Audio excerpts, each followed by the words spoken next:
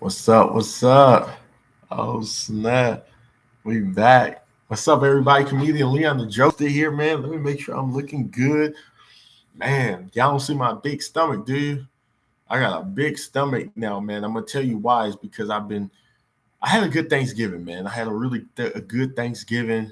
We ate a lot of food, a lot of turkey, a lot of ham, a lot of yams, mashed potatoes, greens, collard greens, not just greens, but collard greens. And so, peach cobbler, apple pie, the whole 9 yards. My dog is in there barking up a storm. Why? Because he only got just a small portion of everything, and he's upset about that. Get out your feelings. Get out your feelings. And so, what can I say, man? But happy Thanksgiving to everyone. I know yesterday was Thanksgiving. I hope everybody enjoyed themselves with family. Every year, it's a blessing. Every year, it gets better. And so, we want to continue that cycle. The best is yet to come, man. I know my pastor, he's always saying, we're here on purpose because we have a purpose and our best days are right in front of us. And that's a true statement. I bear witness to that because it's true. You continue to set that mindset that you do have purpose, man. Unfortunately, a lot of people lost their lives the other day. Everyone's seen the Walmart situation with that manager. And, we got to come together, man. Love and unity is the only way because people have mental health. They need help. They need assistance. And we are called to go. Go. Stop waiting for validation to help people, man. For 2023, this is November 25th, 2022. When I tell you in 2023, I have a game plan to go and help people in every area of life where they need assistance. And we're not waiting until 2023. My first big project is December 17th. So you have to understand, man, it's one thing to talk about it, it's one thing to be on a podcast, blah, blah, blah, blah, blah, blah. But it's another thing to go out there and get your hands dirty and go ahead and impact the world with your gifts. Because tomorrow's not promised, man. Those 6 people in that Walmart break room, they didn't think they were gonna die that day, bro. They didn't think that they were gonna go to work and then die. They thought that they were going to be able to go to work, get some money, and enjoy their Thanksgiving with their family. And you know, one thing about the Bible, man, Hebrews 9:27, for his it is appointed for man that die once then face judgment. And it's crazy how we all have an appointment, bro. I know whether people subscribe to the Bible or not, I do. Because every time something happens in the world, I look at the Bible, I'm like, I see it. I'm blind and I see it. So it's like nobody can tell me, bro, like, oh no, that's just old, outdated stuff. No. Bible says you live by the sword, you die by the sword. That dude killed people and he took his own life. He's dead. Unfortunately, those other people were young and they lost their lives too. And I even saw some footage of people that were employees at that Walmart, and they said, "Man, I just had left out of the break room." Can you imagine? Imagine if he didn't leave out that break room. He could have lost his life too. So we got to be grateful and thankful for life. You hear him? All right, man. So I didn't want too much, man. I had 98 subscribers. I just lost one. Yeah, a few days ago, I checked again and I was down from 98 to 97. So I'm losing subscribers like Kanye. I don't know what to do. But I don't do this for the subscribers, man. I do this for people that just support me with a genuine heart. We live in a day and time where people will rock with you, and then if they don't like what you're talking about, or if they think you're too, I don't know, this or too that, then they're done, and so they'll unsubscribe, man. But it's cool. At the end of the day, I can only be me, and nobody could be the best version of me, and so I'm gonna continue on doing what I have to do. Okay. Let me just say this, man, for all the comedians out there, and then I'm out because I got work to do, man. Be creative. 2023 is around the corner, and all I have to say is be creative. Stop hating on other comics. Stop wasting time not writing. Stop wasting time not perfecting your craft. Get to work. You'll see on my social media all the time I'm posting, let's work, let's work. Every time you see me post, let's work, that means we got work to do. These jokes are not going to write themselves. You have to sit down and discipline yourself. You have to be intentional. I call it the ID. The ID, man, like I is for intentional, D is for discipline. You have to have both if you're going to succeed. You have to have both if you're going to succeed, bro. How are you going to succeed in comedy if you're not intentionally working on your comedy career? How are you going to write jokes if you're not disciplined enough to sit down and write jokes? Everybody just wants God to just bless them. Give me success, Lord. Give me success and money. Come on, people. We need your money. It's not going to happen, bro. Every time I sign a contract, whether it's $2,500 for 60 minutes or $5,000 for 60 minutes, you have to understand nonprofits are signing me and booking me because they go to my page. They see I'm working hard. They know what they're booking, and I know how much they're worth, so they're paying. That's the reality check. Don't ever get mad or jealous or envious of someone else when you're not putting in the work yourself. I've been to plenty of comedy shows where I've seen hundreds of comedians repeat themselves, repeating the same material. Listen here. When you repeat the same jokes, that tells me a lot about your career. That tells me you're not working. Think about this. Kevin Hart, 2017 or 18, he dropped what? Irresponsible. The Irresponsible comedy special on Netflix. 2022, what is Kevin Hart doing right now? Reality Check comedy special, right? This is the month where he films the actual comedy special for Netflix. So let me ask this question, and it's rhetorical.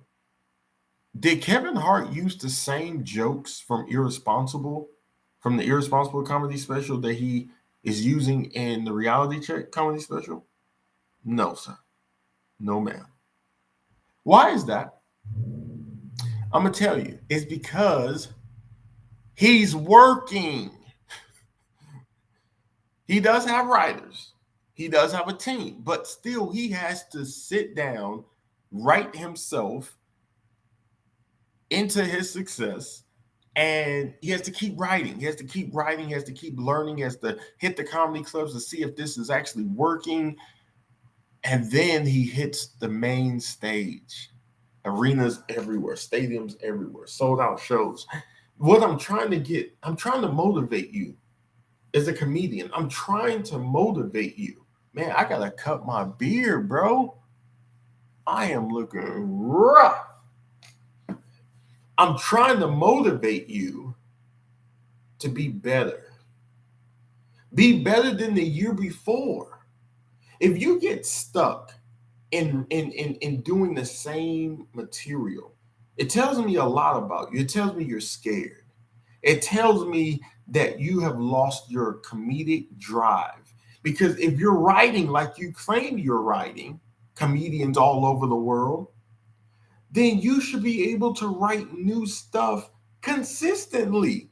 Go to the local open mic, see if it works, at least for 3 different crowds. And if it's good, it's good. Golden.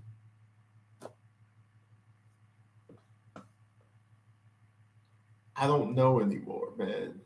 I don't know what else to say.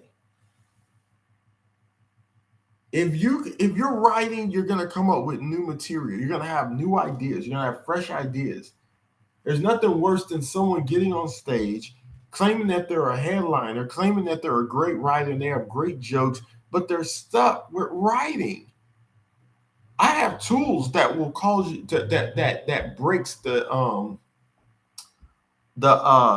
code of writer's block. In my comedy career, I will never have writer's block because there's this thing you have to do. Then you have to do these 3 things. Then you have to do these 3 things. And then you have to add these 3 things to these 3 things underneath those 3 things. And then voila, you have a joke done. And I'll say it again because I'm going to prove to you that my technique is real. You take that one thing, you got to do these three things, put a line underneath, and then put those three things there, and then you have a joke. Actually, you have multiple jokes, but I'm just giving you the gist of the technique. That's one technique. There's another technique that says you have to take these three things and these three things and do the opposite of those, right?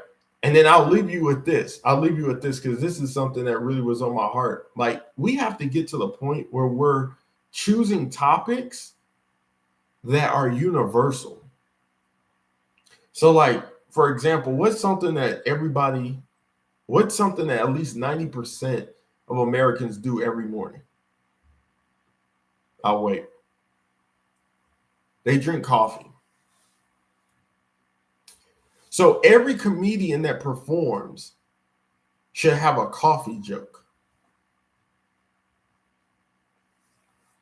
I don't give a care if it takes you a month. I don't give a care if it takes you 6 months to finalize that coffee joke. Everybody, no matter who you perform in front of, is going to be able to relate to the fact that you did a coffee joke. You could do decaf. I'm a black person, so I can say I like my coffee black, like white people. You know what I'm saying? Like, you can say anything you want, but you have to do a coffee joke. See, I just gave you some wisdom right there. I just dropped the gem. So the reason why you need a coffee joke is because no matter where you get booked at, there's always going to be people in the crowd that drinks coffee, and you're going to be able to get great laughs from the coffee joke. Everybody's so focused on getting on Netflix and Dry Bar, and we need to sit back and humble ourselves and really write. Like, next to me right now, I got my set for Christmas. I got my set for the holidays. I got 46 jokes total, and I have a good, strong intro. I have a good, strong outro, and it's 46. You want to know what a comedy album looks like? It looks like a rap album. You know how a rap album has 16 tracks, or however many, but 16 tracks, and a double album. Yeah, I'm from the 90s. So we used to have them double CDs, Master P, double CDs, Tupac, All Eyes on Me.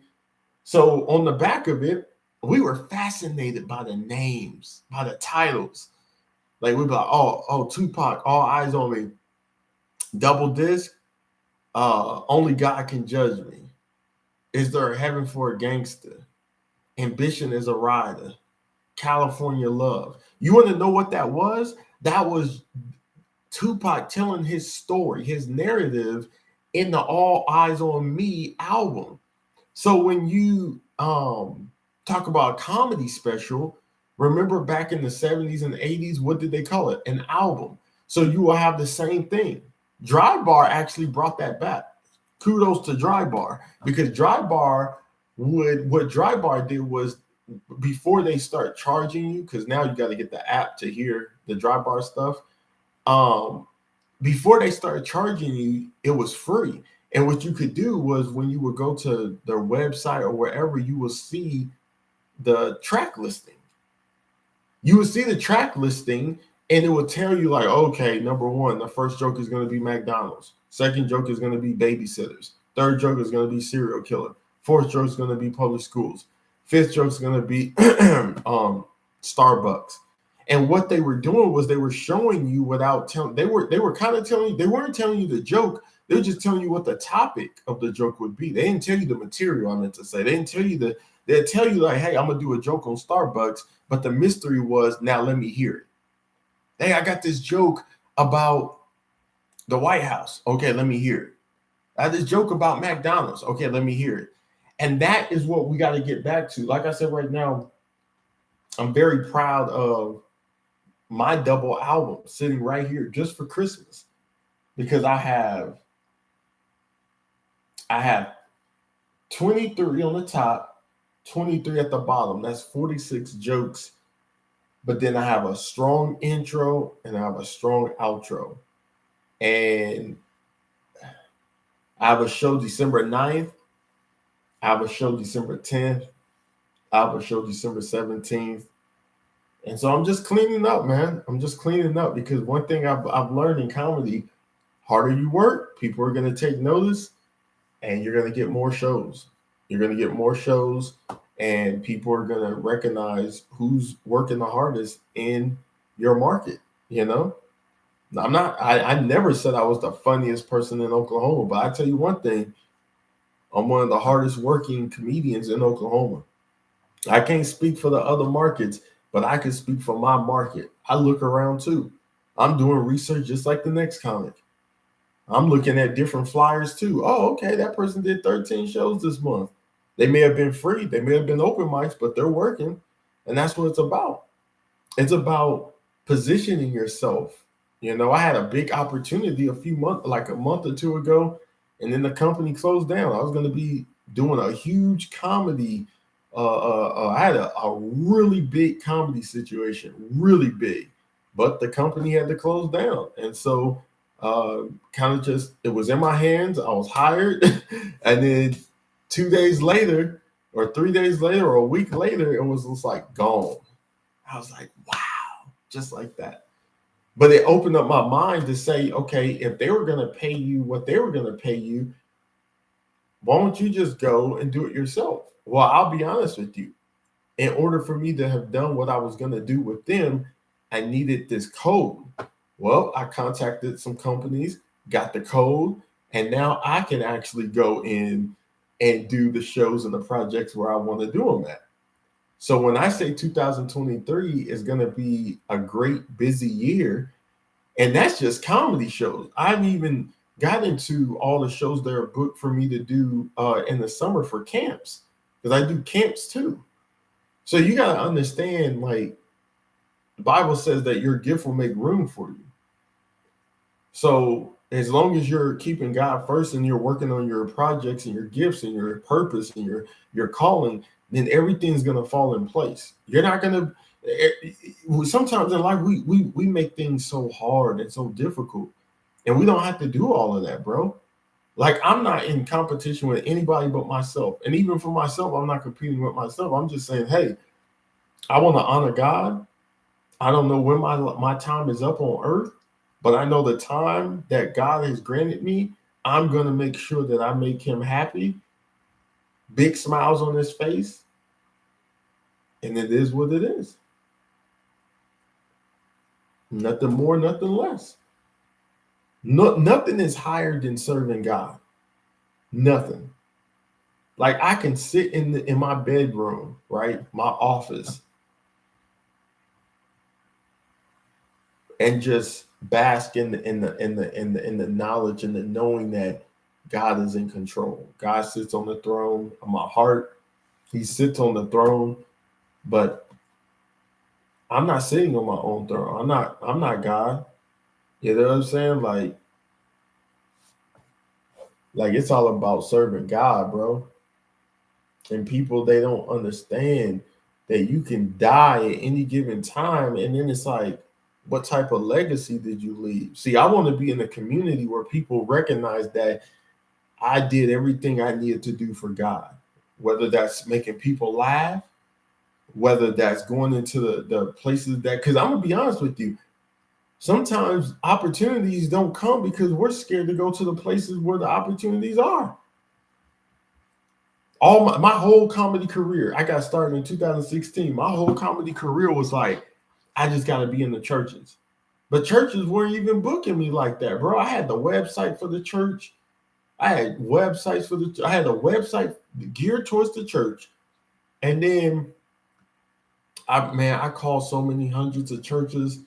Nothing. And I just kept thinking to myself, man, like, this is crazy, bro. Like, I don't want to wake up one day and I went from age 39 to 89 and I still am waiting on the church to give me a chance.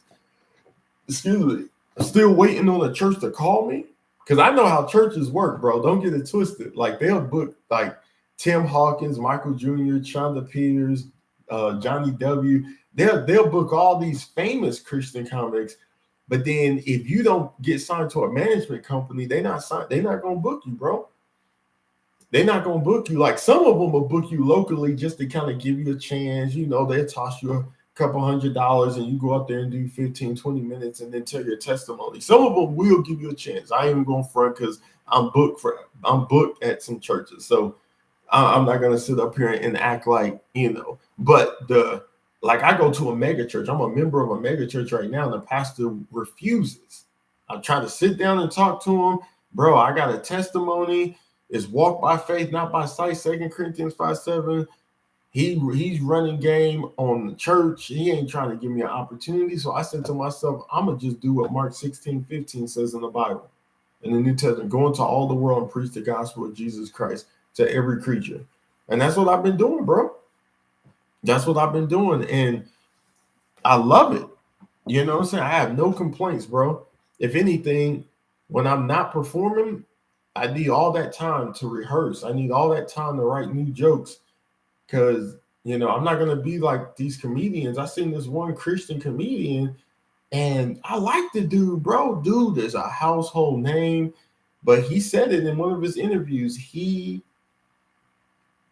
doesn't change his jokes because he says God doesn't change or something like that. But I was listening to two of his performances like the other day, and it was the same set. I get it, but then I noticed it was the same set because you could do the same set in the same year.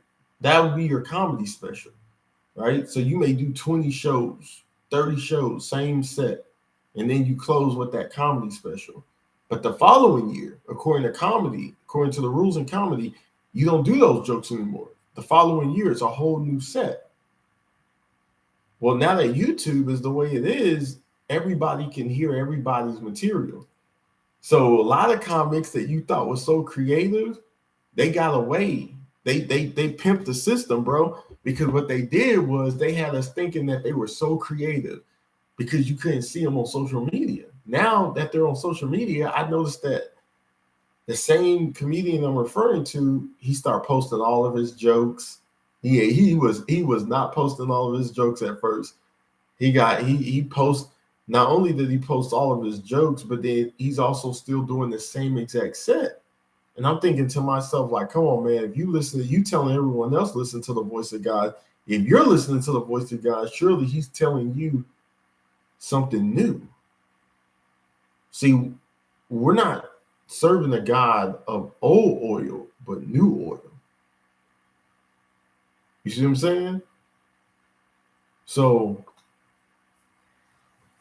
I don't know, man. Like shouts out to him.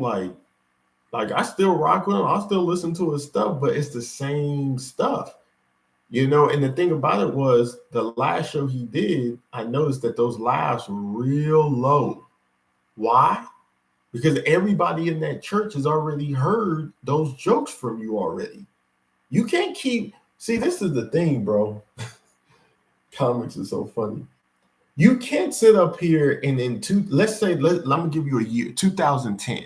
Let's say in 2010 you wrote some jokes and they worked. And this comic that I'm still talking about, he's been doing it way before 2010, but 2010, let's just say hypothetically speaking, he killed with those jokes. Killed. Why? Because they were brand new to that audience, but also the whole world was without social media like that. So he could keep going to different churches and do the same set. Once social media hit the surface, then now it's like you go to this church, you do the show, it goes live, it streams live. Now everybody on YouTube heard it. Everybody's already laughed. They're a big support group to your ministry. So now the challenge is on because you can't be on stage talking about, I did this in the 80s, I did this in the 90s, and I was with the top of the top. No, if you the top of the top, where's the new stuff? Can you imagine if Dave Chappelle was repeating the same jokes from 2010? It would be crazy. This dude is such a genius. He can write something for Saturday Night Live today, and it's all new stuff. Why? Because he understands how to write. A lot of these people that are calling themselves Christian comedians, I'm calling them out because I'm tired of people just sitting back blaming God. Because I've heard Christian comics blame God, like, oh, God, I'm just waiting on God to open up more doors and more shows. Well, he's probably waiting on you to write new jokes. You're not in his presence like you should be, because if you were, you will have new jokes. I'm always in the presence of God. I got 23 jokes plus another 23. This is all new stuff just for Christmas. Am I going to do these jokes in January? Of course not. February? Of course not. March? Of course not. I won't even do these jokes next Christmas, 2023. Why? Because fresh manna comes from the Lord. You have to be humble and you have to learn to be content with what God has given you. But don't get spiritually stagnant thinking that, oh, I don't have to work. I say people are too lazy. I say people have become slothful in working and in building. You're more concerned about building a nice website over building your own set. So when you go to this church and the labs are low, and you got to keep in mind when you're a headliner, the labs are supposed to be high because you're the headliner. And then if you're the only person performing, which he was, the labs were low. Why? Because people had already looked him up online. You know, all of his content's online. So if you did the same set 2010, 2011, 12, 13, 14, 15, 16, 17, 18, COVID, 2021, 2022, that means that every Christian in the church that does like comedy, that doesn't think laughing in church is illegal or a sin, they've heard your material. They've heard those jokes. So I don't understand why you sit at home, focus on a podcast when you are super famous. You're probably like, if it was the top 3 Christian comedians in America, dude would probably be number 2 or number 3 in the Christian comedian genre, not in anything else, because those other comics, it's a whole nother ball game, how fast they have to create and what they do.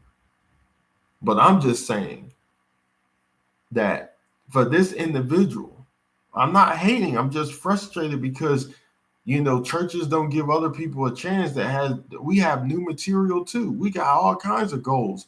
That's the reason why when the Christian Comedy Association wasn't rocking with me when I first came out, and people was addressing me and coming to see me in my city and saying, oh, you're arrogant and you're this and that because you did a flyer that says you're Oklahoma's #1 Christian comedian and all this nonsense was hitting me. I stepped back. I said, uh-oh.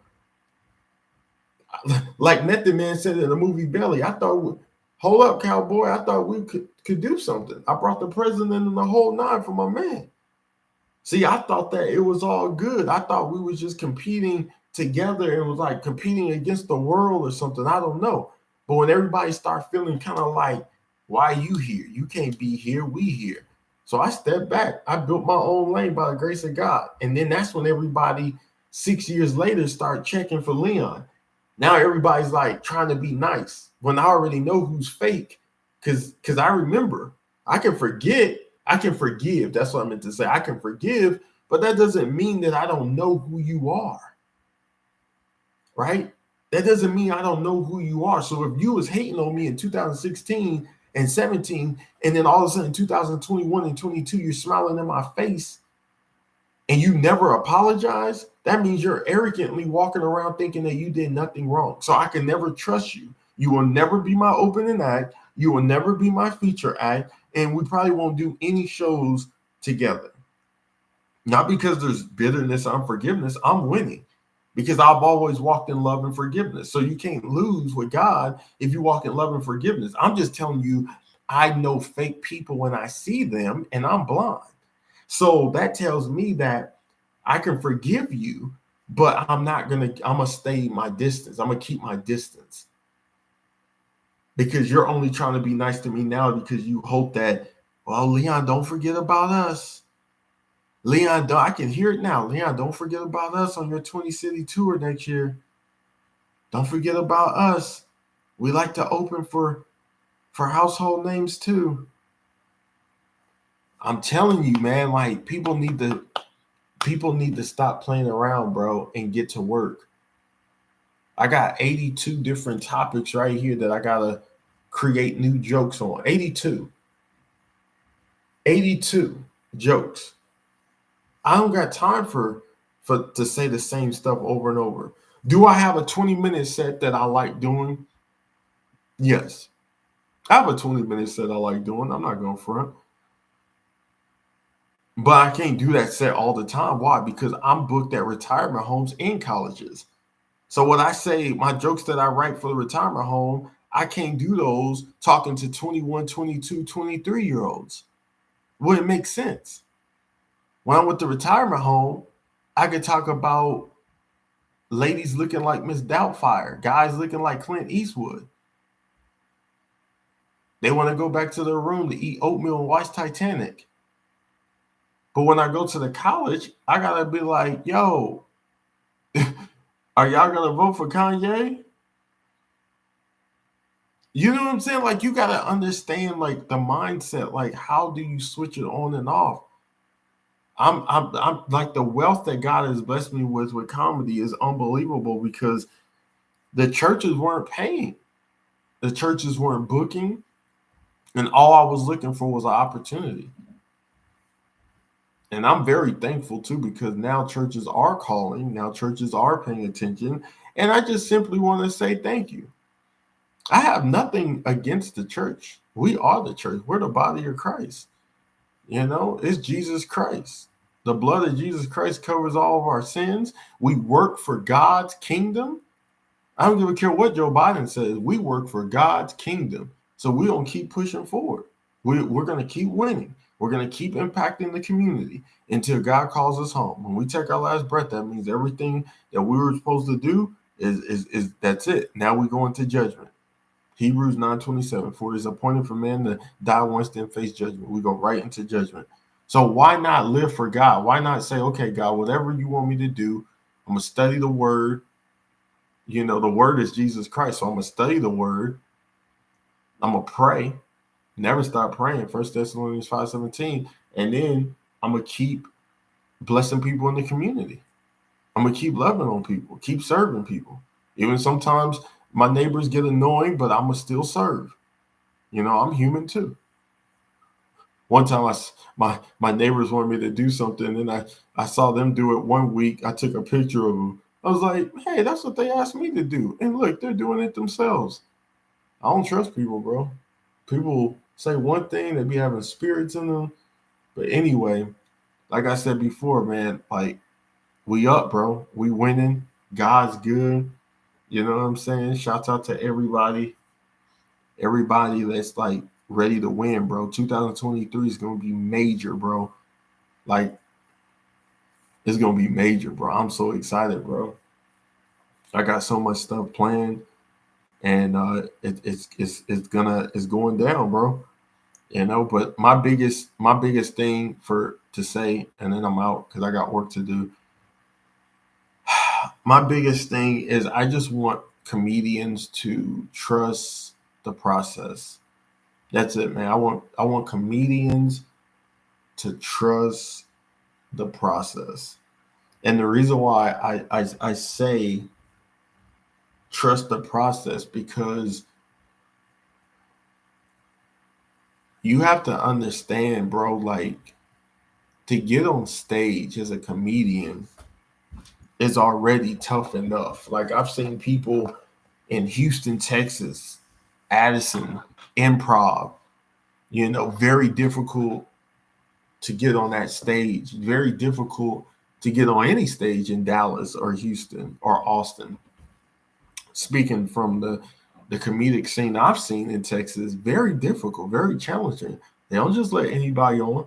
So my thing is, there's comedians that will jump on those stages and they think everything is just profanity and sex jokes. And when everyone's sitting there just staring at you and there's no laughter, you want to know why? It's because you don't have joke structure. You got on stage arrogantly. Yeah. See, I'm talking about y'all too. See, I talked about the church and y'all thought, oh, yeah, you talking about the church. No, I'm talking about the secular world now. Yeah, I'm exposing everybody, bro, because I'm tired, bro. I'm tired of people being lazy as comedians and not doing the work. If you do the work, it's gonna pay off. Don't think people gonna pay you thousands of dollars and you ain't doing the work. So you get on stage, every other word's a curse word, sex jokes. You want to know why no one's laughing? It's because everybody is talking like that in the secular world. So what makes you different? And then the next thing, right? Because a lot of people think, oh, well, if DC Youngfly and Mike Epps talks like this, then all I got to do is talk like that. No, it's different. People will laugh at a celebrity because they're a celebrity. I went to a show once where the opening was like this. The opener act, the guy that opened, right? He was from Nebraska, I think. And he had caught a Greyhound to perform, right? And he was trying to sell his DVDs or whatever. He got on stage and asked everyone the typical question: does anybody here smoke weed? And nobody said anything. And then he tried to go on with the joke, and then he like bombed. Nobody laughed. Tell me why when DC Youngfly came out, famous DC Youngfly, super famous, he asked the same question. He said, anybody here smoke weed? Everybody said, yeah. And then after they did that, he did his joke, and everyone fell out their seat laughing. Well, what was the difference? There was no difference. The reality check is when you are a household name, people tend to laugh because you're the household name. But if you are a no-namer, right, then what's going to happen? If you're a no-namer, what's going to happen is nobody's really going to laugh. That means what's going to make them laugh is you using joke structure. When I first started doing comedy, the first 2 or 3 years, I didn't use joke structure. I didn't even understand joke structure. Now I extremely understand joke structure. Like I won't get on the stage with jokes unless I'm using joke structure. I don't even write jokes without joke structure. I don't even have jokes outside of joke structure. Why? Because I understand the joke structure is what gets the people laughing anyway. You have a bit, B-I-T, you have a bit, the story that you tell. And inside that story, you should have 3 to 5 punchlines that's making people laugh before you go on to the next bit. You don't always have to have 3 to 5 punchlines for one bit. You may do a one-liner and kill. You may do a setup, premise, and punch and kill. You may do a reversal and kill. You may do a rhythm of 3 and kill. I'm showing y'all I'm working, huh? I'm showing you I'm giving up too much sauce. Let me calm down before y'all become millionaires. So I'm saying once you have the knowledge, you can win. What's knowledge? It's a compound word anyway. Know is to know the information, and ledge is an old German word that means to act upon what you know. So when you put knowledge together, is knowing the information and then acting upon what you know. So when I tell you I have a plethora amount of knowledge in comedy, I not only have the information, which are the techniques, but I also apply it to my comedy career.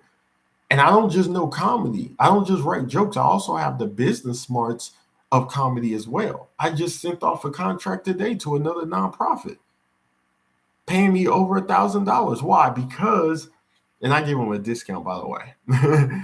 But my thing is that if you're going to make thousands of dollars in this game, you have to make sure that you're using joke structure. Look it up. Find out. It's all online. All that stuff's online. Everybody's copying everybody far as joke structure is concerned. But look it up. Take the time to look that stuff up, bro. It shouldn't be a secret. Look that stuff up, because guess what? When you look it up and you sit down and you're intentional and you're disciplined, guess what? You're going to win, because you're going to sit down and say, oh, I say this, then I say this, and then bam, the reward. And you have to keep writing like that. And if you do this, then do that, and then do that, do it again. Bam, bam, bam. You say this, everybody loves to drink coffee. You know why? Bam. You want to know what's the matter with the school system? What? bam. And you get into a rhythm. You get into a rhythm. 1, 2, 3. 1, 2, 3. 1, 2, 3. And then on stage, you're like, yeah, you want to know why? I'll tell you. Bam. And before you know it, you're performing and you're live. There's no do-overs. There's no do-overs. When you're live, there's no second takes. If you cough, it's in the special. It's in the comedy special. You will always be coughing at 18 minutes into the show in the comedy special. So I don't know. That's all. That's all I have, man. Have a great Christmas. If you don't hear from me for a few weeks, please don't give up on me and unsubscribe, because I am a working comedian. I don't always have time to set up all my stuff, but I try to do the best I can. You can follow me on Instagram at Leon the Jokester. You can follow me on Facebook, Leon Purley. That's Leon, and Purley is Purley. And basically, man, just follow me, man. And if like I said before, new videos will be coming. I just want to, normally when I'm taking care of business with the tour, for December, we're gonna do the tour. It's a 3-city tour type deal, and so we're gonna do all those shows, and then I'll come back on, wish everybody a happy Christmas, and then we'll probably do like a New Year's Eve video deal to bring in the new year by the grace of God. It's always a blessing to see another year, man. Always. And so next year is going to be special. Lord willing, see the age of 40. That's huge, man. Like, a lot of people don't make it to 40. A lot of people don't make it to 50, 60, 70. So whatever your age is, be grateful for it, man. But I'm thankful. I'm very thankful, man. I need to get back in the gym, start losing some weight, because Thanksgiving is serious business, man.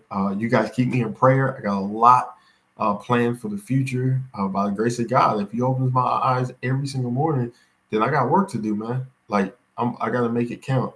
Don't blow all your money. Be wise. Invest. I'm putting some money aside every time I do a show. I want to save, man. I want to be able to get a house. I want to be able to have a down payment for a house. I got to keep doing shows. I got to keep impacting the world. You know what I'm saying? We got a lot of funny stuff coming.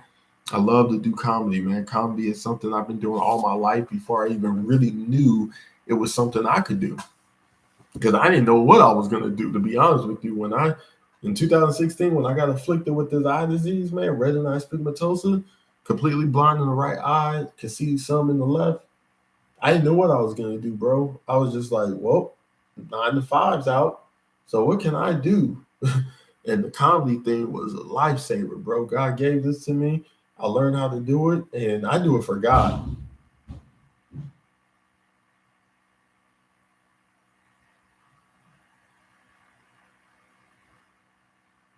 Man, that thing fell again. I gotta go.